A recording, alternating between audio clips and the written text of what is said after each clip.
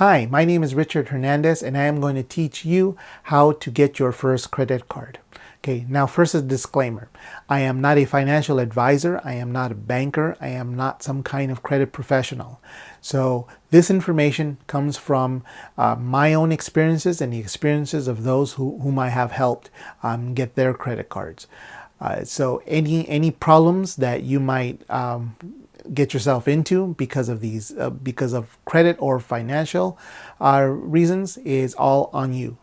Don't blame me. Okay. Well, one of the factors that determines your credit is FICO score, and that's just it. It's FICO score, not credit score. You might see certain websites that offer you a free credit score. Now, a free credit score is not a FICO score, and FICO is a trademarked name for this particular score. So if it was a FICO score, they won't call it a credit score. They'll call it a FICO score. Because that is its brand name, that is the name that it's used for it. So you have to be careful because certain websites such as Credit Karma is only a credit score, is not your real FICO score. I believe they use a Vantage score. They may have changed, and there are several a mind-boggling amount of different variations of credit scores, and even FICO scores have about 50 different variations. Each company may use a different variation than another company. So one company might see your credit score as a 750 and another one might see it as 700. Okay, now your credit score is maintained, well, your credit score and your credit history is maintained by three credit bureaus. Is Equifax, TransUnion, and Experian. Okay, these companies do not necessarily share information, so they rely on the financial institutions to send them your credit history with them. So your credit score may vary among these companies simply because some of these financial institutions may not update the information they send on a regular basis or at the same time. So also keep that in mind. One other factor that is used to determine your credit score is the length of time that you've had your credit. And since you're just starting, this is why we're doing this, because in some cases 2 years of credit history will be enough, and in other cases they'll want 5 years. So the reason we're doing this now while you're still young is so when you get to the point in your life where you need credit, you will already have your credit established, and your credit will probably be better than most adults. Okay, now since credit, there are so many factors to credit. I'm going to have to make a few assumptions. First, I'm going to assume that you have never applied for a credit card, and of course that you don't have bad credit. I'm also going to have to assume that you have an income, because while there might be some ways around that, it's preferable that you have an income before you apply for a credit card. And I'm also going to assume that you are maybe between the ages of 18 to 24. Originally, I intended this video to be for the young entrepreneurs that are just starting out, that at a certain point in their entrepreneurial path, they will need credit. So it's important that you start credit now, not when you need it. Again, because the length of time is going to be very important. The length of time that you have your credit is going to be important.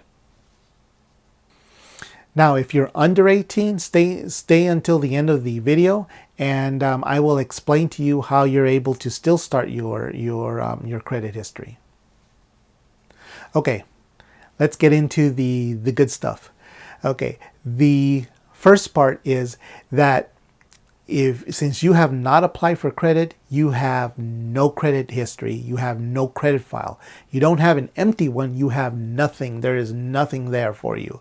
So establishing your credit includes creating your credit file. And it will take approximately 6 months to a year of credit history in order to build your initial credit file. And that's what we're going to do here today. Okay, now how do you get credit if you don't have credit? Okay. The first way, and it's almost the surefire way, is to get a secured credit card. Now, the company that I feel is will more likely to give you a break on your first secured credit card is Capital One. The way that works is you go to Capital One and you apply for their secured credit card, not a regular credit card, but make sure it's a secured credit card. They will look at all your information that you put in, and then they will determine if they give you one of their deals. And which of their deals are usually you deposit $100, for example, and they'll give you a $500 or $250 credit line or something like that.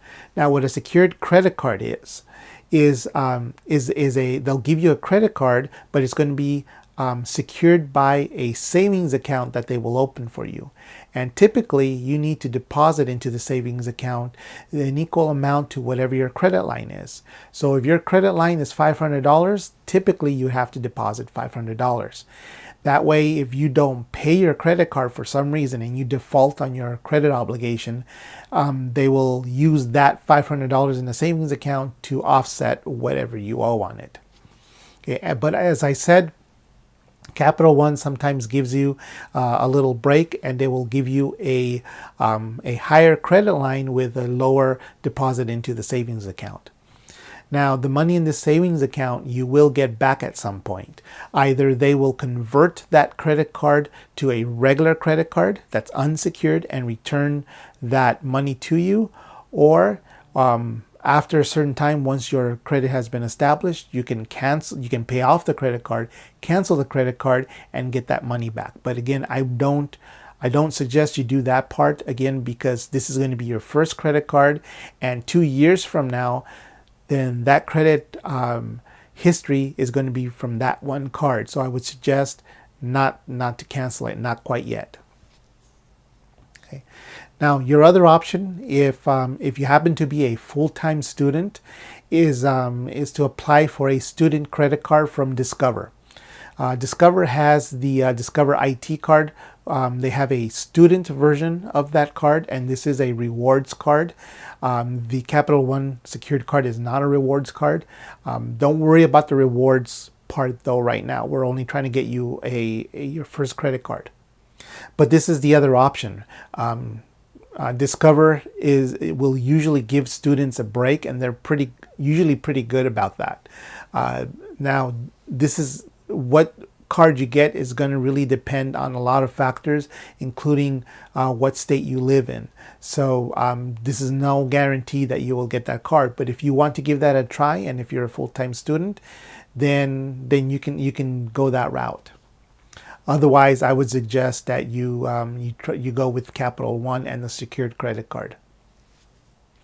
Once you get this credit card, call the number that's on the card, on the sticker on the card, to activate the card and sign the back. And if you happen to get the Discover card, create an online account with them, which you'll probably have the option to do once you apply for either one of these two cards. And then you can sign up for the rewards. They have different a rotating group of rewards that rotate every quarter. But again, that's not exactly the important part.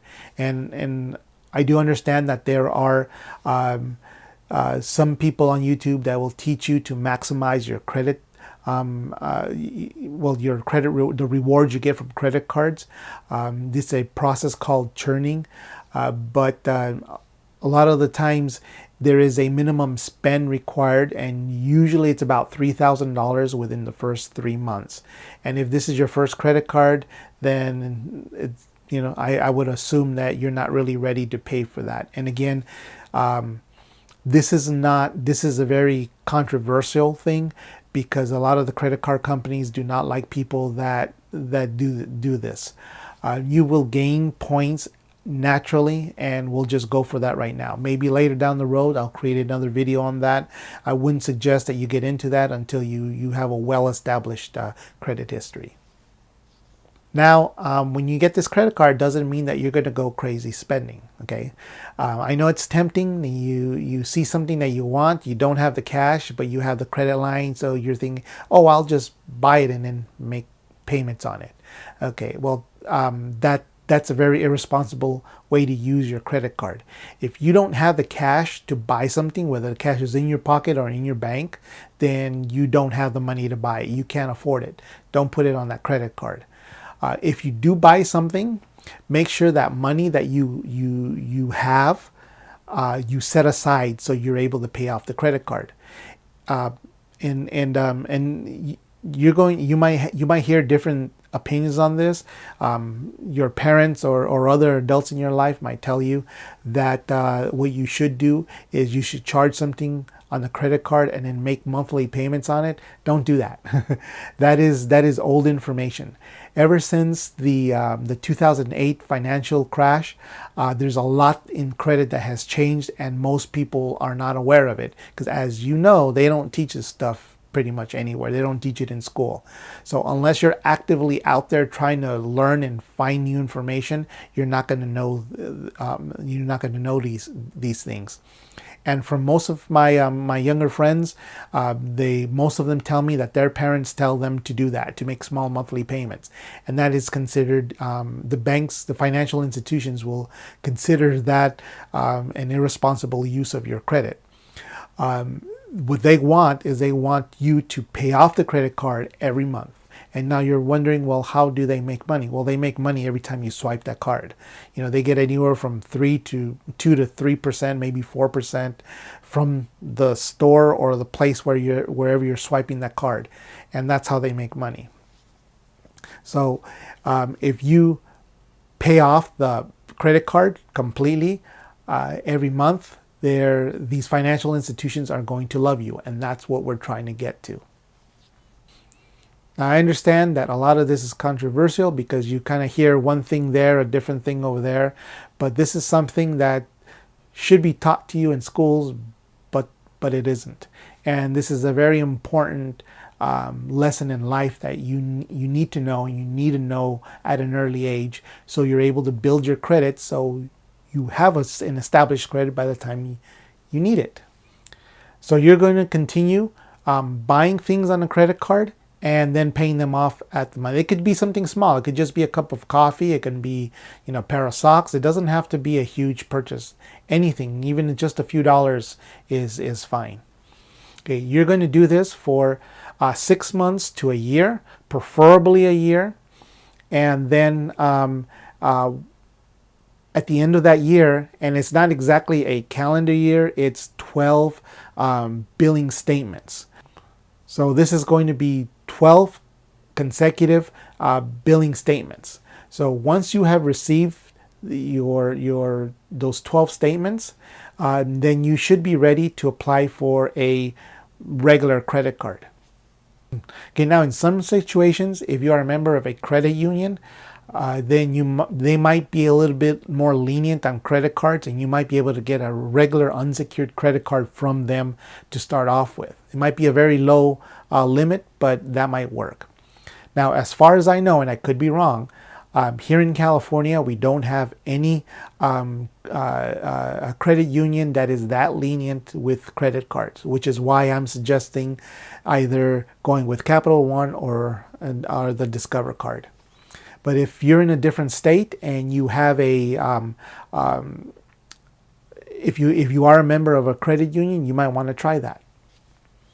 But again, if you do not get approved, don't apply over and over and over and over. In fact, if you do not get approved for any of these cards, leave a message in down below, and I'll try to help you with that. We'll try to figure out what's going on, because again, it's very difficult to give you just one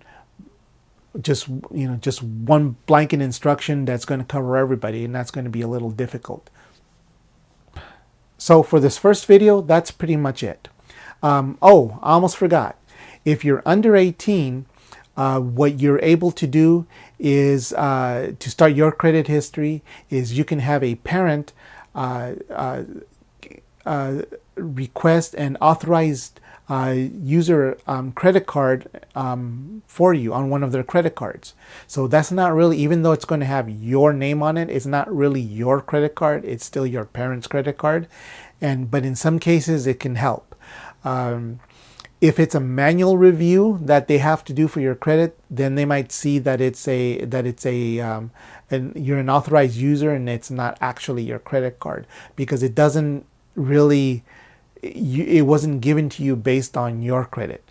Okay, but now the warning: make sure that you use a credit card that your parent does not overcharge or does not drag on payments for a very long time. That's going to make you look bad.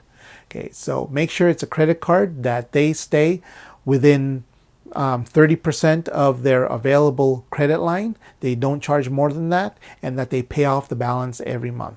If your parents are not doing that, then don't use that method. It's going to probably hurt you more than it's going to help you. But you can explain this to your parents and maybe help them with their credit and get their credit in order. Okay. Now, if you have credit problems, if you've had bad credit, of course, you need to pay your bills and all of that. But sometimes people need a second chance. If that's you and you're watching this, this is probably not going to work for you. Very likely, almost sure, for sure, it's not going to work for you if you already have bad credit. So leave me a message down below, and if I get enough of them, I will make another video that can show you how you can fix your bad credit. There is no guarantees, of course, but there are certain things that you're able to do. And even if you cannot fix your credit, there are certain things that you should not do. And I can make a video on that for you, and hopefully that can help you. If you found some value in this video, please like and subscribe, and I'll make some more. And again, if you have any questions, leave them down below and I'll be happy to answer them. Good luck on your credit journey and getting your first credit card. And let me know down below if you got your credit card or if you didn't. And if you didn't, I might be able to help you get it.